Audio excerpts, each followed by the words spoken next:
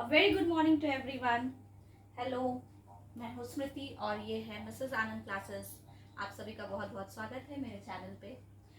तो आज से हमारा सीरीज चालू हो रहा है, दैट इज 17 जून 2025 से यूपीएससी का सीरीज चालू होगा। तो मैंने इसके लिए एक शॉर्ट रील भी बनाया था जिसमें मैंने बताया था कि आज 17 जून से मैं ये स्टार्ट करूँगी। तो आज हम लोग डिस्कस करेंगे विदाउट टाइम वेस्ट किए हुए what is the syllabus. Okay, मैंने उसमें ये भी बताया था कि मैंने यूपीएससी का एग्ज़ाम 2025 दिस ईयर दिया था, बट अनफॉर्चुनेटली आप बोल सकते हो कि मेरा इस बार नहीं हुआ। तो मैंने मुझे थॉट आया कि लेट्स ट्राई कि मैं ऐसे पढ़ूं और साथ में पढ़ें हम, ताकि मेरे भी डाउट्स थोड़े क्लियर हो और आप लोगों के डाउट्स भी थोड़े क्लियर हो। तो हम लोग थोड़ा आज का जो क्लास होगा थोड़ा बेसिक से स्टार्ट करेंगे। तो आज हम लोग सिर्फ सिलेबस और ब्रीफ में बुक लिस्ट जो मैंने फॉलो किया पर्सनली वो डिस्कस करेंगे, ठीक है। तो सिलेबस अगर हम लोग प्रिलिमिनरी एग्जाम का देखें, दैट इज प्रीलिम्स, तो इसका सिलेबस क्या होता है तो मैं रीड करती हूँ। बेसिकली मैं इसका एक ब्रीफ इंट्रोडक्शन दे देती हूँ। इसमें 2 पेपर होते हैं, ठीक है। पेपर 1 जो होता है उसको जीएस पेपर 1 भी बोलते हैं, जीएस पेपर भी बोलते हैं, और पेपर 2 जो होता है इसे सी सैट का पेपर भी बोलते हैं, ठीक है। तो ये 2 पेपर होते हैं, जनरल स्टडीज और एक C SAT.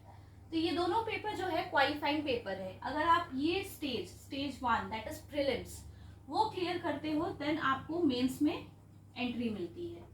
If you don't clear this stage you will not be able to enter this stage. तो इस स्टेज में ये दोनों पेपर क्वालिफाई करना पड़ता है, ठीक है। तो बेसिकली जो पेपर 1 होता है उसमें कट ऑफ डिसाइड किया जाता है, मतलब जिस हिसाब का पेपर हो टफ है तो उस अकॉर्डिंग कट ऑफ यूपीएससी देते हैं। सो इसमें क्या होता है, कट ऑफ डिसाइड होता है, ओके। और जो हमारा सेकेंड पेपर है दैट इज सी सैट का पेपर, इसमें क्या होता है, कट ऑफ डिटरमाइंड है, दैट इज आपको 33% ऑफ द टोटल मार्क्स लाना है। सो ये पेपर 1 का भी टोटल मार्क्स और पेपर 2 का भी टोटल मार्क्स सेम होता है। इसका टोटल मार्क्स 200 होता है पेपर 1 का, और पेपर 2 का भी टोटल मार्क्स 200 होता है, ठीक है। आपको इसमें भी 2 आवर्स मिलते हैं, इसमें भी 2 आवर्स मिलते हैं, ठीक है। तो इसमें लाना होता है आपको 33% ऑफ द टोटल मार्क्स, ठीक है। दैट इज 66 मार्क्स लाना होता है। अगर आपको पेपर 2 क्वालिफाई करना है उसके लिए आपको 66 मार्क्स चाहिए, ठीक है। पेपर 1 के लिए कट ऑफ निकलता है, वो पहले से डिसाइड नहीं होता है। ये हम लोग को बहुत इंपॉर्टेंट है जानना कि इसका कट ऑफ जितने बच्चे, बहुत सारे फैक्टर्स पे डिपेंड करते हैं। For example how many students, कितने स्टूडेंट्स ने अपियर किया, या फिर आपका वैकेंसी कैसे कितना है इस ईयर, या फिर जिस ईयर में आप दे रहे हो। फॉर एग्जाम्पल 2025 में 979 है अप्रॉक्स, मुझे जहाँ तक याद है। तो इस हिसाब का ये सब फैक्टर्स, और भी बहुत सारे फैक्टर्स, पेपर कैसा था, टफ था या नहीं, ये सब फैक्टर्स डिसाइड करता है कि कट ऑफ कितना होगा। और सेकेंड पेपर का जो है कट ऑफ फिक्स होता है, दैट इज 66 मार्क्स, ठीक है। इतना क्लियर है। तो आगे हम लोग देखेंगे कि सिलेबस हमारा क्या होता है प्रिलिमिनरी एग्जाम का, ओके। फिर मैं बताऊंगी कि बुक लिस्ट क्या मैंने रखा था personally for this 2 papers, okay.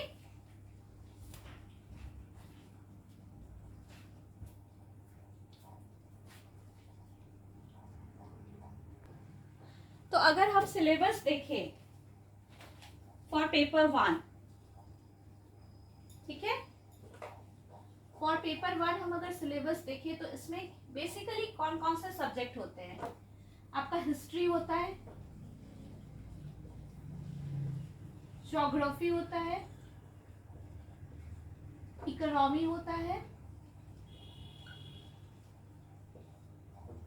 Art and culture होता है,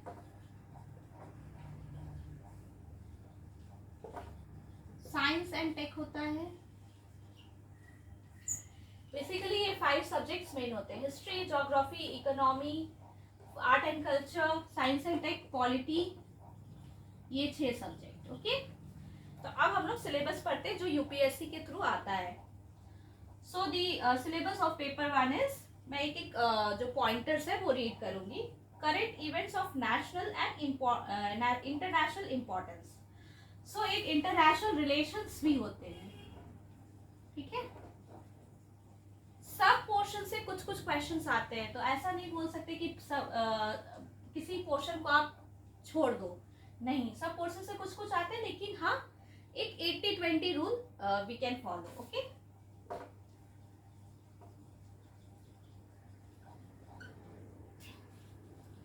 सो second point is history of India and Indian national movement.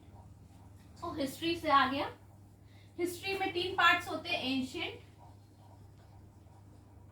Medieval and modern. Okay, ये तीनों हमें पढ़ना होता है। Okay, Indian and world geography, physical, social, economic geography of India and the world. So geography में Indian सारा portion होता है, इंडियन ज्योग्राफी का, थोड़ा सा वर्ल्ड ज्योग्राफी का, ह्यूमन ज्योग्राफी, ये सारे पोर्शंस हमें ज्योग्राफी में कवर करने होते हैं। ओके, इकोनॉमिक ज्योग्राफी, सो ज्योग्राफी में ये सारे पोर्शंस होते हैं, वो जो बुक होगा उसमें ये सारे पोर्शंस जो हमारे हैं वो कवर हो जाएंगे। Okay, fourth point is Indian polity and governance. So मैंने पॉलिटी की बात की, इसमें क्या क्या आता है, पॉलिटिकल सिस्टम, पंचायती राज, पब्लिक पॉलिसी, राइट्स इशू, ठीक है।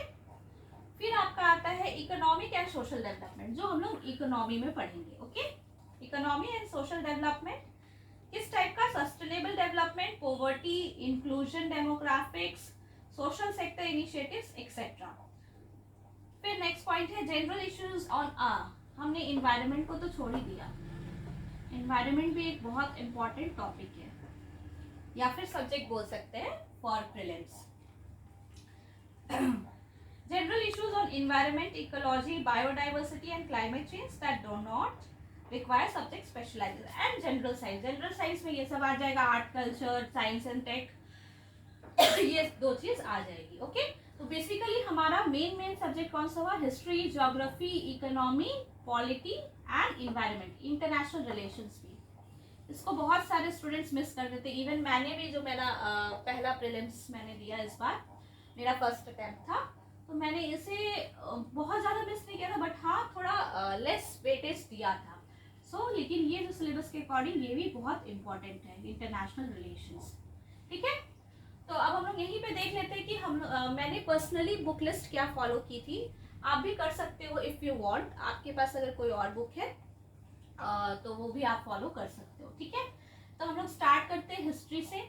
तो हिस्ट्री के लिए मैंने क्या किया था, मैंने इसके एंशिएंट के लिए मैंने RS शर्मा की बुक आती है वो मैंने फॉलो की है, मेडिएवल के लिए तमिलनाडु की बुक आती है 11th की, वो मैंने फॉलो की है। मॉडर्न के लिए तो सबको पता है, स्पेक्ट्रम, जो भी प्रिपरेशन कर रहे हैं, स्पेक्ट्रम मैंने फॉलो की, छोटी सी बुक आती है। फॉर ज्योग्राफी मैंने 11th और 12th की NCERT बुक फॉलो की है, ठीक है। इसके लिए मैंने 11th एंड 12th NCERT की बुक फॉलो की है, ठीक है। इकोनॉमी के लिए मैंने ऐसा कोई बुक नहीं फॉलो किया, मैंने एक एक टॉपिक सर्च किया। बेसिकली मैंने क्या किया था, पहले मैंने एक बुक लिया था, लेकिन राउज आइल्स का, पर मुझे वो बहुत ज़्यादा मतलब ऐसा बेनिफिशियल नहीं लगा। मैंने एक रीडिंग दी, देन मैं गूगल पे शिफ्ट हो गई, तो मैंने उससे दोबारा उतना फॉलो नहीं किया। मैंने बस टॉपिक्स देखा, फिर मैंने उसको गूगल किया, देन मैं उसके बारे रीड करते गई। सो इम्पॉर्टेंट टॉपिक्स मैंने रीड किए इसमें। तो बेसिकली मैंने कोई बुक फॉलो इसमें पर्टिकुलरली नहीं किया। आप चाहे तो यूट्यूब पे वीडियोस भी आते हैं, मृणाल सर फेमस है इकोनॉमी के लिए, आप वो भी फॉलो कर सकते हैं, बट मैंने अभी तक उनका नहीं फॉलो किया है, मुझे ऐसे क्लियर हो रहा था। So art and culture, art and culture पे आते हैं, तो ये मैंने NCERT की बुक फॉलो की है, फाइन आर्ट्स की बुक जो आती है 11th standard, I think 11th standard की है, वो मैंने फॉलो की है। साइंस एंड टेक के लिए बहुत सारे रिसोर्सेज है। तो मैंने क्या किया था, मैंने विजन आईएएस की जो PT 365 आती है, उस टाइम मेरे पास ज़्यादा टाइम नहीं था, इसलिए मैंने मंथली नहीं फॉलो किया था, मैंने ईयरली वाला फॉलो किया था, दैट इज PT 365। तो उसमें से मैंने साइंस एंड टेक को कवर किया था। लेकिन आपको एक बात जो ध्यान रखनी है वो है कि मल्टीपल रिविजन्स आपको करने होंगे, ताकि आपका जो बेसिक कॉन्सेप्ट्स है, क्योंकि आजकल क्या हो रहा है यूपीएससी में कॉन्सेप्चुअल क्वेश्चंस भी बहुत ज़्यादा आ रहे हैं। तो कॉन्सेप्चुअल क्वेश्चंस के लिए आपको थोड़ा सा क्लैरिटी लाने के लिए कुछ चीज़ों को बार बार रिवाइज करना पड़ेगा। सो आप PT 365 भी फॉलो कर सकते हैं, या मंथली मैगजीन। इस बार मैं जो करने जाऊंगी, मैं मंथली मैगजीन को फॉलो करूंगी for specifically for science and tech, क्योंकि इससे क्वेश्चंस की जो वेटेज है वो बढ़ गई है पास्ट रिसेंट ईयर्स में। सो इसके लिए मैं ये मैगजीन, मंथली मैगजीन, आप किसी का भी यूज कर सकते हैं, पर मैं विजन आईएएस का फॉलो करती हूँ। ठीक है, पर्सनली ये बुक लिस्ट जो है वो मेरा पर्सनल है, आप कुछ और भी डिफर कर सकते हो। ठीक है, आपके अकॉर्डिंग आप चूज कर सकते हो। सो नेक्स्ट है आपका पॉलिटी। पॉलिटी के लिए तो फेमस है लक्ष्मीकांत। सो लक्ष्मीकांत मैं भी फॉलो करती हूँ। इंटरनेशनल रिलेशंस के लिए भी सेम है, अगर आप कोई यूट्यूब चैनल में देखना चाहते हो तो आप देख सकते हो, या फिर विजन आईएएस का भी आता है PT 365 के अंदर, या फिर मंथली मैगजीन में भी ये भी कवर होता है इंटरनेशनल रिलेशंस। तो आप एक काम कर सकते हो कि हर मंथ आप कवर कर सकते हो, लास्ट में जो PT 365 आएगा उससे आप रिवाइज कर सकते हो, क्योंकि जो मंथली मैगजीन में होगा उसका ही होगा PT 365 में कंपाइलेशन। ओके, सो इन्वायरमेंट पे आते हैं हम लोग। इन्वायरमेंट पे मैंने शंकर आईएएस की बुक यूज़ की है, वो मुझे अच्छी लगी है, मैं इस बार भी वही फॉलो करूँगी। सो आप भी ये फॉलो कर सकते हैं शंकर आईएएस की बुक। एक मिनट मैं आपको शो भी कर सकती हूँ वो बुक। ओके, एक सेकेंड।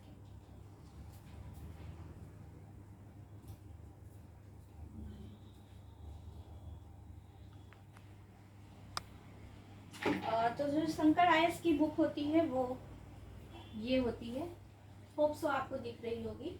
तो ये मेरे पास जो है वो 10th एडिशन का है, आप रिसेंट एडिशन अगर आया होगा तो वो भी ले सकते हो। ठीक है, तो ये हो गया आपका बेसिकली पेपर 1, जिसे हम लोग जीएस पेपर भी कहते हैं, जीएस पेपर भी कहते हैं, इसका आप लोग कर सकते हो। ठीक है, बारिश हो रहा है। सो अब हम लोग जाते हैं पेपर 2 पे। ठीक है, जिसे हम लोग CSAT का पेपर भी कहते हैं। ठीक है, पेपर 2 के सिलेबस पे जा रहे हैं। ओके, जैसे मैं CSAT का जो भी पेपर बोलते हैं। ठीक है, इसका सिलेबस देख लेते हैं। सबसे पहले ये भी 200 मार्क्स का होता है, इसमें भी 2 आवर्स मिलते हैं। ठीक है, ये बेसिक हुआ। इसका सिलेबस क्या है, कॉम्प्रिहेंशन। सो इसमें क्या क्या आता है, कॉम्प्रिहेंशन आता है,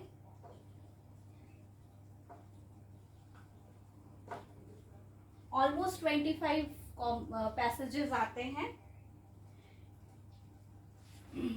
सिलेबस में interpersonal skills including communication skills पे लिखा हुआ है, जो ये कॉम्प्रिहेंशन के थ्रू कवर किया जाता है। लॉजिकल रीजनिंग आती है,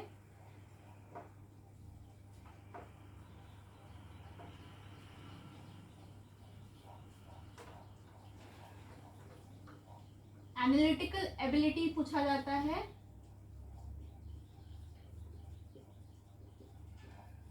ओके, प्रॉब्लम सॉल्विंग एबिलिटी आपका टेस्ट किया जाता है,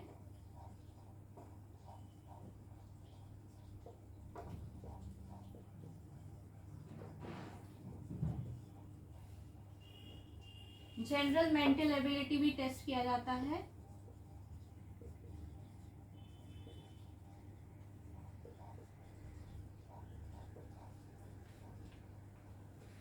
बेसिक न्यूमेरेसी, भी चेक किया जाता है 10th लेवल, ओके।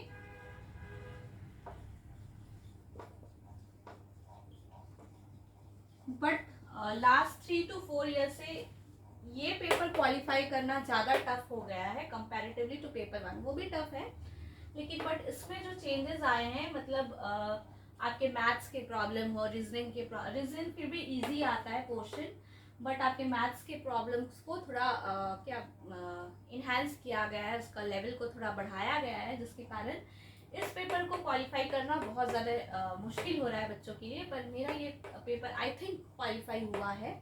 मेरा शायद जीएस में थोड़ा इशू हुआ है, बट ये पेपर मेरा क्वालिफाई शायद हुआ है ऑलमोस्ट। मुझे जितना है अभी तक तो यूपीएससी आंसर की नहीं आई है, तो मैं पूरा नहीं बोल सकती, लेकिन फिर भी मेरा ये पेपर अच्छा गया था, ठीक है। सो देखेंगे इसमें कॉम्प्रिहेंशन, तो आपको डिसाइड करना है, इसमें हम लोग को सिर्फ 66 मार्क्स चाहिए, ठीक है।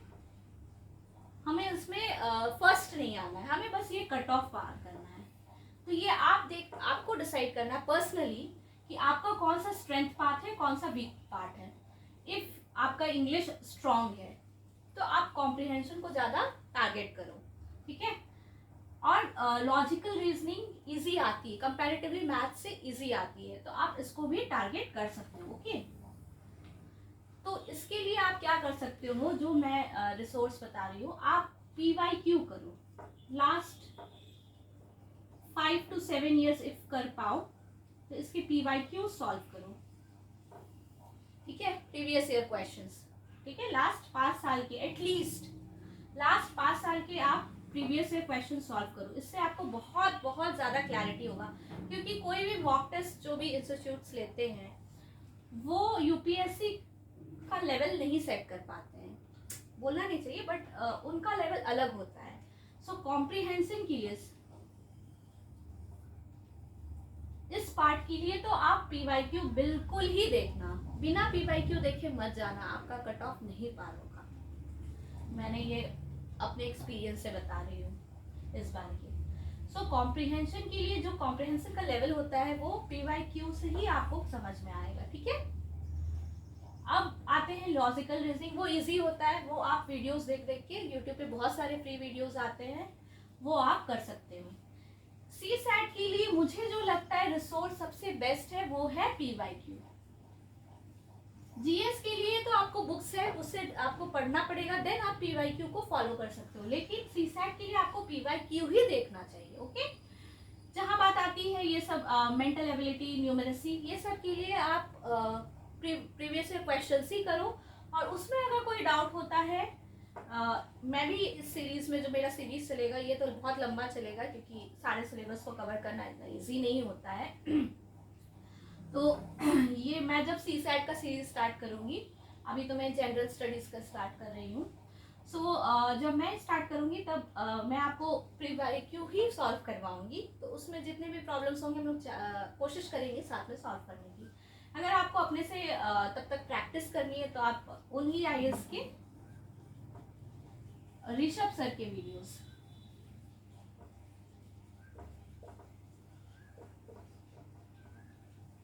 कॉम्प्रिहेंशन के लिए बात नहीं कर रही हूँ मैं प्रॉब्लम सॉल्विंग एबिलिटी, मतलब मैथ्स के लिए बात कर रही हूँ बेसिकली। मैथ्स रीजनिंग के लिए, मैथ्स के लिए बेसिकली आप ऋषभ सर के वीडियोस देख सकते हो, उनका वीडियोस बहुत हेल्पफुल होता है। तो ये रिसोर्स था आपका पेपर 2, दैट इज CSAT के लिए। तो अब हम लोग नेक्स्ट जो मेरा क्लास स्टार्ट होगा कल, नेक्स्ट जो क्लास होगा मैं डेट बता दूंगी, तो उस क्लास में हम लोग पहला सब्जेक्ट GS से स्टार्ट करेंगे पेपर। GS पेपर से मैं स्टार्ट करूंगी, और मैं जो सब्जेक्ट स्टार्ट करने वाली हूँ वो है पॉलिटी। अगर आपको बैकग्राउंड कुछ वर्क करके आना है तो आप आ सकते हो, नहीं तो हम लोग पॉलिटी पढ़ेंगे, ठीक है। तो ये हुआ मेरा आज का बुक लिस्ट और सिलेबस डिस्कशन, और मैं 2 मिनट डिस्कस कर लेती हूँ कि मेरे क्या क्या मिस्टेक्स थे। जो मुझे लगा मिस्टेक्स, वो था रिविजन। मेरे पास टाइम उतना नहीं बचा कि मैं रिवाइज 2-3 बार कर पाऊँ, मतलब रिविजन मुझे लगा कि मुझे ऐसे क्वेश्चंस थे, आ रहे थे, लेकिन एकदम से स्ट्राइक नहीं कर रहे थे, मुझे थोड़ा सा डाउटफुल रह रहा था, तो उससे समझ आता है कि मुझे रिविजन पे फोकस करना चाहिए। सो रिविजन इज़ वेरी इंपॉर्टेंट। मैंने PYQ किया था, बट मेरा रिविजन थोड़ा सा कम था। जीएस पेपर के लिए मैं बात कर रही हूँ। सी सेट तो मेरा अच्छा था प्रिपरेशन। सो रिविजन बहुत इंपॉर्टेंट होता है। और एक चीज़ जो मुझे मिस्टेक लगा मेरा, एमसीक्यूज बहुत ज़्यादा सॉल्व करने चाहिए जीएस पेपर के। वो शायद मैंने थोड़े पढ़े तो थे मैंने, लेकिन एमसीक्यूज कम सॉल्व किए थे। तो एक एमसीक्यू सॉल्व करना भी इम्पोर्टेंट होता है। तो हम लोग ट्राई करेंगे, जो ये सीरीज चल रहा है ना, सब्जेक्ट पढ़ने के बाद उसके बेस पे एमसीक्यूज भी हम लोग सॉल्व करने का ट्राई करेंगे। That is very important. So आज के वीडियो के लिए इतना ही। अगर आपको मेरा चैनल अच्छा लग रहा हो तो प्लीज़ सब्सक्राइब कीजिए मिसेस आनंद क्लासेस, और अपने फ्रेंड्स के साथ शेयर भी कीजिए, and also like. Thank you.